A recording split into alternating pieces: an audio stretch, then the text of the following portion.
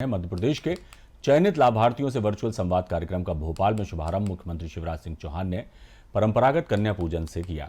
CM Shivraj ने कहा कि प्रधानमंत्री के नेतृत्व में विकास के साथ साथ जनकल्याण का महायज्ञ चल रहा है। मध्य प्रदेश प्रधानमंत्री के सपनों के भारत के निर्माण में हर संभव योगदान देने के लिए संकल्पित है। हमारा संकल्प है कि मध्य प्रदेश की धरती पर कोई गरीब बिना मकान के नहीं रहेगा। अगले 2.5-3 साल में हर गरीब का अपना पक्का मकान होगा। प्रधानमंत्री के आशीर्वाद से मध्य प्रदेश में आवास प्लस के 27 लाख मकान स्वीकृत हुए हैं। 3 साल के अंदर ये सभी मकान पूर्ण कर गरीब परिवारों को दे दिए जाएंगे।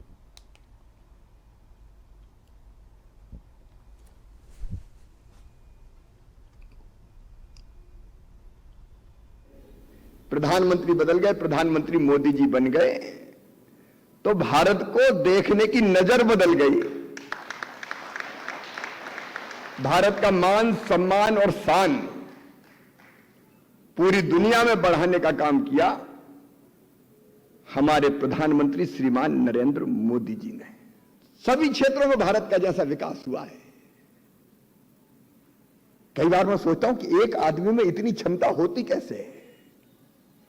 किसी को अतिशयोक्ति लग सकती है, लेकिन मैं कहता हूं नरेंद्र मोदी जी भारत को भगवान का वरदान है। मैं कहता हूं खुद, और कहता हूं तो मुख्यमंत्री के नाते नहीं कहता,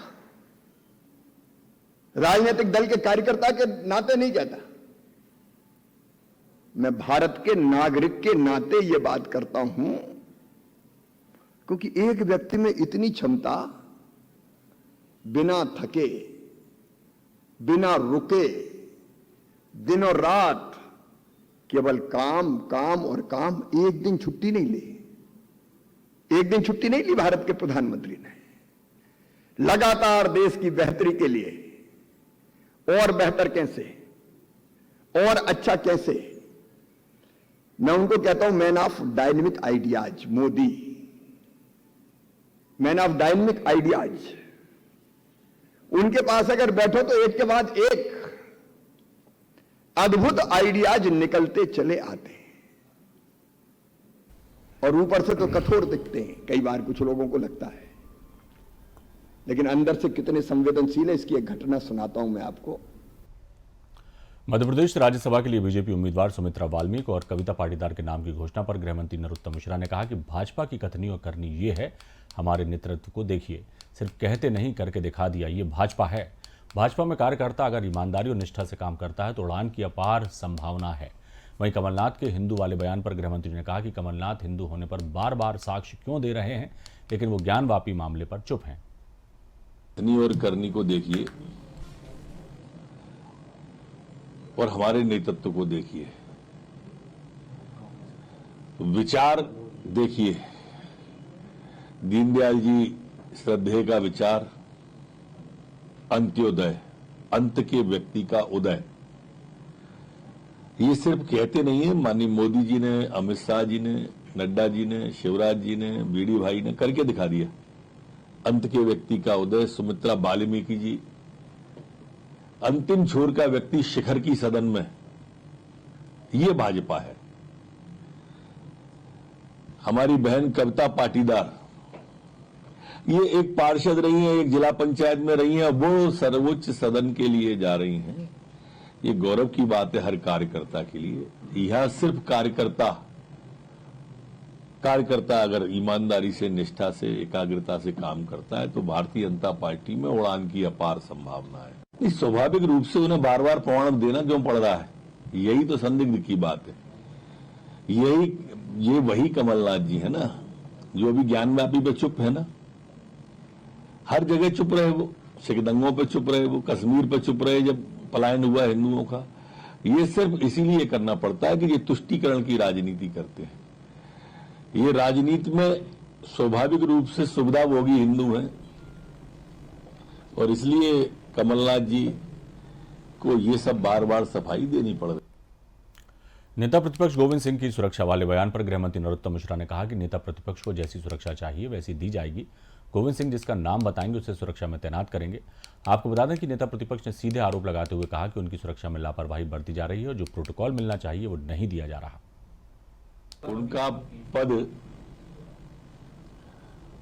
और जिसकी संगत है वो दोनों ऐसी हैं कि उन्हें अब सवाल खड़े करने ही पड़ेंगे। मेरे बहुत अच्छे मित्र हैं वो, पर उनकी मजबूरी है। अब नहीं करेंगे तो पद पर संकट आ जाएगा।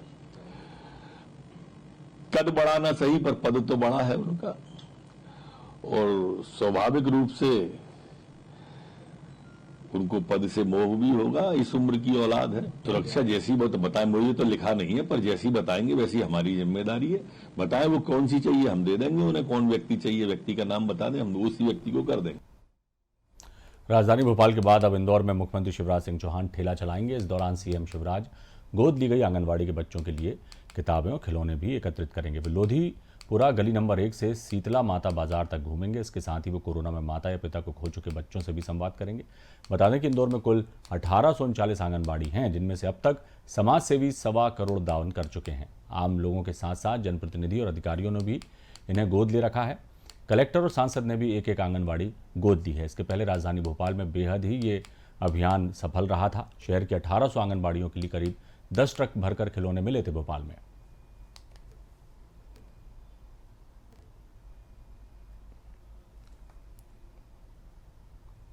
राजधानी भोपाल के हुजूर विधानसभा में विधायक रामेश्वर शर्मा ने 24 करोड़ के विकास कार्यों का भूमि पूजन किया, जिसमें सड़क, रैन बसेरा सहित अनेक कार्यों का भूमि पूजन विधायक रामेश्वर शर्मा द्वारा किया गया। रामेश्वर शर्मा ने कहा कि लगातार हुजूर विधानसभा विकास कार्य वहां पे किए जा रहे हैं। प्रधानमंत्री नरेंद्र मोदी के 8 साल पूरे होने पर हर द्वार तक विकास कार्य पहुंचे, यही वादा है। हमारे देश के प्रधानमंत्री नरेंद्र मोदी का सपना है कि हर घर में बिजली पहुंचाई जाए।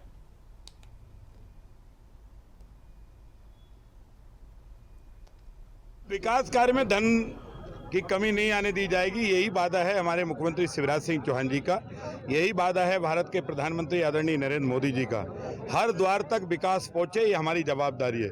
इसलिए हमने वादा किया है कि प्रत्येक घर तक पक्की सड़क पहुंचाएंगे। हमारा वादा है कि हर खम्भे पर बिजली की लाइट जो है स्ट्रीट लाइट लगाई जाएगी। हर घर में पीने का पानी दिया जाएगा। मलमूत्र की निकासी के लिए सीवेज की लाइन बिछाई जाएगी। सड़कें बनाएंगे, फ्लाईओवर बनाएंगे, रोजगार के लिए दुकानें बनाएंगे, रहने के लिए शॉपिंग कॉम्प्लेक्स और आवासीय कॉम्प्लेक्स बनाएंगे, गार्डन बनाएंगे, बच्चों को खेल मैदान बनाएंगे, स्टेडियम बनाएंगे। संत हृदयराम नगर अगर मध्य प्रदेश का व्यावसायिक हब है तो व्यावसायिक हब को सौंदर्यीकरण भी किया जाएगा, सुविधाएं भी उपलब्ध कराई जाएंगी, सुरक्षा भी उपलब्ध कराई जाएगी और नंबर 1 नगर बनाने का काम किया जाएगा। ये हमारा वादा है। बीजेपी के राष्ट्रीय अध्यक्ष जेपी नड्डा के दौरे को देखते हुए भोपाल पुलिस द्वारा तैयारियां पूरी कर ली गई हैं। एडिशनल डीसीपी सचिन अतुलकर ने बताया कि जेपी नड्डा के 2 सार्वजनिक और 1 निजी कार्यक्रम हैं, जिसको देखकर पुलिस द्वारा कार्यक्रम स्थलों का निरीक्षण कर लिया गया है। साथ ही सुरक्षा के पुख्ता इंतजाम किए गए हैं। गौरतलब है कि 1 जून को जेपी नड्डा भोपाल में कार्यकर्ता सम्मेलन को संबोधित करेंगे। इस सम्मेलन में मंडल अध्यक्षों, प्रदेश के पदाधिकारियों को मिलाकर 5679 कार्यकर्ता बुलाए गए हैं। सम्मेलन के बाद प्रदेश कार्य समिति की बैठक और प्रदेश के मंत्रिमंडल की परिचय बैठक भी आयोजित की जाएगी, जिसके बाद जेपी नड्डा जबलपुर के लिए रवाना हो जाएंगे। वर्तमान में जो पुलिस को कार्यक्रम प्राप्त हुआ है उसमें 2 सार्वजनिक स्थानों पे कार्यक्रम है, साथ ही एक अन्य कार्यक्रम निजी है। उसके लिए पर्याप्त सुरक्षा व्यवस्था के लिए पुलिस ने स्थलों का निरीक्षण कर लिया है और वो बल की व्यवस्था की जा रही है। कितना क्या बल रहेगा? ये फाइनल होगा जब प्रोग्राम का अंतिम स्वरूप पुलिस के पास में आ जाता है, लेकिन जो सुरक्षा कैटेगरी रहती है वीआईपी की, साथ ही उसमें आने वाले जो लोगों की संख्या है सार्वजनिक कार्यक्रम में, उस पर निर्भर करता है। मध्य प्रदेश के बालाघाट, डिंडौरी और मंडला में तेजी से नक्सल मूवमेंट बढ़ रहा है। स्थिति ये हो गई कि कान्हा नेशनल पार्क में भी नक्सली गतिविधियों में तेजी आई है। दरअसल कान्हा साल बांस का जंगल है, बीच बीच में घास के मैदान है। यही कारण है कि माओवादियों को एक गांव से दूसरे गांव में उनके आंदोलन के लिए ये कवर प्रदान करता है। पहाड़ी सतपुड़ा पर्वतमाला के विपरीत कान्हा में पैदल चलना आसान है। छत्तीसगढ़ के कबीरधाम और मुंगेली जिले यहाँ से बहुत करीब हैं। माओवादी पुलिस ऑपरेशन के दौरान वहाँ भाग जाते हैं। गृह विभाग ने 3 पुलिस कैंप बनाने के आदेश जारी किए हैं। जो हमने करीब 3 के करीब फिलहाल जो है पहले फेज में हम 3 जंगल कैंप्स जो हैं वो लगा रहे हैं। उसमें 2 कैंप ऑलरेडी लग चुके हैं और 1 कैंप हम अगले कुछ समय में लगाएंगे, जो कि बेसिकली कान्हा के एरिया के आसपास का एरिया जो है उसमें एरिया डोमिनेशन की कार्रवाई करेंगे। खबर का रुख करते हैं। हॉकी फीडर सेंटर मंडीदीप में टैलेंट सर्च का आयोजन किया गया, जिसमें खिलाड़ियों का फिजिकल टेस्ट, फिटनेस टेस्ट और उनके खेल कौशल का टेस्ट लिया गया। इस कार्यक्रम के जरिए आने वाले साल के लिए 20-20 बालक बालिकाओं का चयन किया गया है। आपको बता दें, जब से ये सेंटर अस्तित्व में आया है, इसके परिणाम सुखद ही आ रहे हैं। रायसेन जिले के इस ब्लॉक के खिलाड़ी प्रदेश स्तर ही नहीं बल्कि राष्ट्रीय फलक पर भी सराहे जाते हैं। पिछले 4 दिनों से टैलेंट सर्च चल रहा है, जिसमें खिलाड़ियों को रजिस्ट्रेशन के साथ ही फिजिकल फिटनेस, स्किल टेस्ट और गेम टेस्ट तीनों आयोजित हुए। आज इसका ये फाइनल हुआ है और हम 20 बालक 20 बालिका खिलाड़ी को आगामी सत्र 2022-23 के लिए रखेंगे यहाँ पर, उनको प्रशिक्षण प्रदान करेंगे। जी, फीडर सेंटर का बराबर अच्छा रिजल्ट है। करीबन यहाँ से 3 राष्ट्रीय स्तर पे खिलाड़ी ऐसे रहे जो इंडिया टीम के लिए टीम किया है। 6 खिलाड़ियों ने राष्ट्रीय मेडल जीते हैं और लगभग 30 बालिका और 20 बालक खिलाड़ियों ने राष्ट्रीय चैंपियनशिप में भाग लिया है। चारों ओर छोटी उम्र के अनगिनत खिलाड़ियों का सैलाब और वो अपने अपने कोच के निर्देशन पर अभ्यास कर रहे थे। ये नज़ारा था भोपाल के टीटी नगर स्टेडियम के फुटबॉल मैदान का, जहां न्यूज़ वर्ल्ड की टीम अपने खास कार्यक्रम खेलता भोपाल के तहत इस मैदान का जायजा लेने पहुंची। वहां 600 से ज़्यादा फुटबॉल खिलाड़ी कोच अमनदीप की कोचिंग की ताल पर receiving, passing, shooting, handing, dribbling, fretting और स्मॉल एरिया गेम की प्रैक्टिस कर रहे थे। ऐसा प्रतीत हो रहा था जैसे फुटबॉल मैदान पर नन्हे फुटबॉलर्स का मेला लगा हो।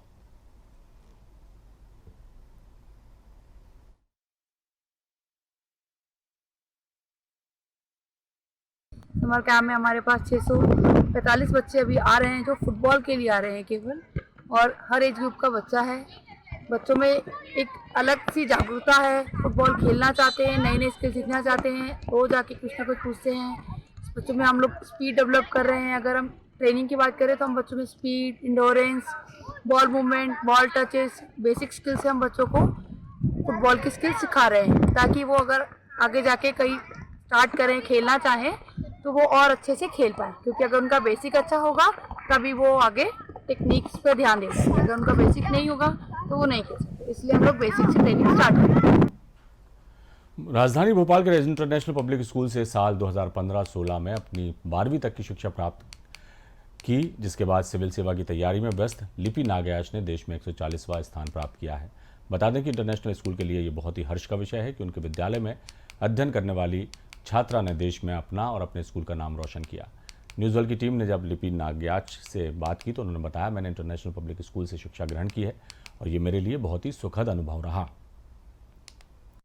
मैंने अपनी schooling international public school Bhopal से की है और 2015-16 में मैं वहाँ से पास आउट हुई थी।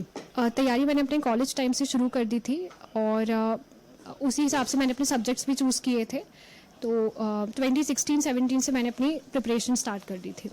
काफ़ी अच्छा एक्सपीरियंस है, it's a dream come true. काफ़ी सालों से हम लोग इसका वेट कर रहे थे एंड फाइनली ये हो गया है, तो काफ़ी अच्छी बात है।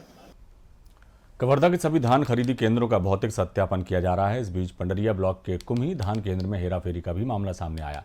यहाँ 968 क्विंटल धान की कमी पाई गई है। भौतिक सत्यापन के दौरान खाद्य विभाग के अधिकारियों ने गड़बड़ी पकड़ी। इसकी जानकारी जिले के कलेक्टर रमेश शर्मा को दे दी गई है। कलेक्टर ने इस मामले में तत्काल कार्रवाई करते हुए समिति प्रबंधक के खिलाफ एफआईआर दर्ज करने के निर्देश दिए हैं। साथ ही समिति प्रबंधक से धान शॉर्टेज राशि की रिकवरी करने को भी कहा है। कि हम लोगों ने धान का उठाव होने के बाद सभी धान जो समितियां हैं वहाँ पे मिलान की कार्रवाई जारी है। 87 धान खरीदियों का मिलान हो चुका है। वहाँ पे हमें 100% डेटा मिलान हो गया है।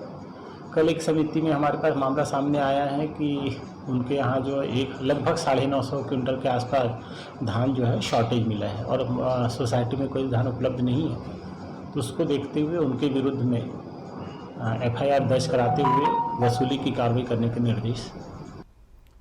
कवर्धा में कांग्रेस के राज्यसभा टिकट को लेकर सांसद संतोष पांडे पर तंज कसा है। उन्होंने कहा कि मुख्यमंत्री भूपेश बघेल की कथनी और करनी में अंतर है। छत्तीसगढ़ के लोग बोर बासी खाने, बाटी भवरा खेलने के लिए हैं, जबकि मलाई खाने की बारी आई तो 10 जनपद वाले जो छत्तीसगढ़ को केवल नक्शे में जानते हैं वो यहाँ का प्रतिनिधित्व करेंगे। आपको बता दें कि कांग्रेस ने राज्यसभा प्रत्याशियों की लिस्ट जारी कर दी है। इसमें छत्तीसगढ़ की 2 राज्यसभा सीटों के उम्मीदवार शामिल हैं। मलाई 10 जनपद खाए और बोरेबासी छत्तीसगढ़ वाले खाएं। बोरेबासी पर हमको गर्व है, किंतु छत्तीसगढ़ का जो कुछ नहीं जानते, नक्शे में छत्तीसगढ़ को देखे होंगे, चाहे वो किदवई जी हो बने थे, केटीएस तुलसी हो, अरे केटीएस तुलसी तो अपना सर्टिफिकेट भी लेने के लिए नहीं आए, यहाँ के कैबिनेट मंत्री उसके घर में पहुंचा करके दिए। और वो भी छोड़ दें, आपको मैं याद दिलाना चाहूंगा, हर भाषा हमारी भारत देश की है, अपनी भाषा है। पंजाबी में शपथ लिए थे केटीएस तुलसी जी। आज ये छत्तीसगढ़ वालों को भूपेश बघेल धोखा क्यों दे रहे हैं? गेड़ी के नाम पे, भौरा के नाम पे, बाटी के नाम पे, चिलाफरा के नाम पे, बोरेबासी के नाम पे, और जब देने की बात आई तो बाहर के लोगों को कथनी और करनी में भूपेश बघेल का बहुत अंतर है। छत्तीसगढ़ की जनता जान चुकी है, समझ चुकी है, और आने वाले समय में एक एक पाई का हिसाब होगा। पार्टी उद्वहन परियोजना कार्यालय यंत्री जगदीश तोमर के निर्देशन में गुजरात की राधे कंस्ट्रक्शन ने बड़वानी के पिछोड़ी गांव में किसान के खेतों में रातों रात खुदाई कर दी। जहां जानकारी लगते ही ग्रामीणों ने और नर्मदा बचाओ आंदोलन कार्यकर्ताओं ने पोकलेन मशीन गांव में खड़ी करवाई। ग्रामीणों ने बताया कि किसानों को कोई सूचना दिए बगैर रातों रात उनके खेत खोद दिए गए। आज सुबह 6 बजे से पिछोड़ी के सैकड़ों गांववासी महिला और पुरुष इसी काम में लगे रहे कि अलग अलग किसानों के खेतों में रात भर में एक पोकलेन मशीन चलाकर खुदाई की गई थी। किसानों को नहीं कोई नोटिस दी गई, नहीं कोई जानकारी। मुआवजा का सवाल इतना बड़ा नहीं, जितना सवाल बड़ा है कि उनकी पूरी नर्मदा की जो पाइपलाइन से सिंचित खेती है, जहाँ भी काकड़ा कपास लग चुकी है या लगने ही वाली है, और जहाँ रोज के रोज उनको सिंचाई के पानी से ही फसल बचानी पड़ती है, और नर्मदा का पानी पहले ही कम हुआ है, लेकिन ऐसे खेतों में इनकी पाइपलाइनें तोड़कर ये मशीनें रात भर में काम करती रही है। और ये केवल पिछोड़ी में नहीं हुआ है, ये बिजासन में हुआ है, ये अवल्दा में हुआ है, ये भामटा में हुआ है, ये भौती में हुए। ये राधे कंस्ट्रक्शन नाम की गुजरात के राजकोट की कंपनी है। भोपाल के कोलार रोड पर दशहरा मैदान के पास स्थित बंजारी बस्ती में निःशुल्क स्वास्थ्य शिविर का आयोजन किया गया, जिसमें चिकित्सकों ने अनेक बीमारियों का निःशुल्क इलाज और दवा का वितरण किया। स्वास्थ्य शिविर को लेकर जब न्यूज़ की टीम ने हृदय रोग विशेषज्ञ डॉक्टर सुमित कुमार निरंजन से बात की तो उन्होंने बताया कि हमारे द्वारा आम जनता के सहयोग के लिए इस प्रकार के शिविर लगाए जाते हैं। इस शिविर के द्वारा आम जनता को राहत मिल रही है।